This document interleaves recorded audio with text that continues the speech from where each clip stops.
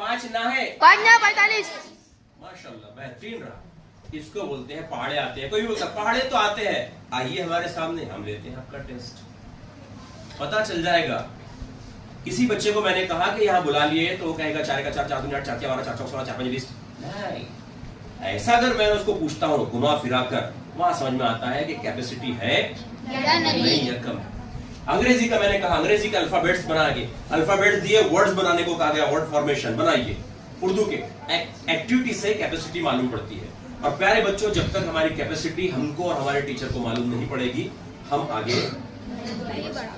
मैं एक टीचर हूं, मुझको मालूम पड़ेगा मेरी क्लास में बच्चों की कैपेसिटी कितनी है, तो मैं उसके हिसाब से रेमेडीज, स्ट्रेटेजीज, अप्रोचेस जो भी रहेंगे मेरे, मैं अख्तियार करूंगा ना, है ना। मुझको मालूम ही नहीं कैपेसिटी कितनी है, एक ही लकड़ी से सबको हकाल रहा हूँ, एक ही लकड़ी से हकाल रहा हूँ तो मतलब एक ही लेवल से एक ही मेथड सबको पढ़ा रहा हूँ, मैं सक्सेस हो पाऊंगा?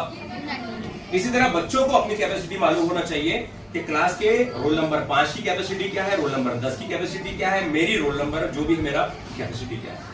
अपनी कैपेसिटी जब मालूम पड़ गई तो उसको अपन सुधार हमारी कैपेसिटी अगर हमको मालूम पड़ गई उसको हम सुधार सकते हैं, बिल्कुल सुधार सकते हैं। और वो सुधरती है किस चीज से? सबसे खास बात क्या है? फोकस, कंसंट्रेशन, है ना, अक्लमंदी, सोचना, गौर करना।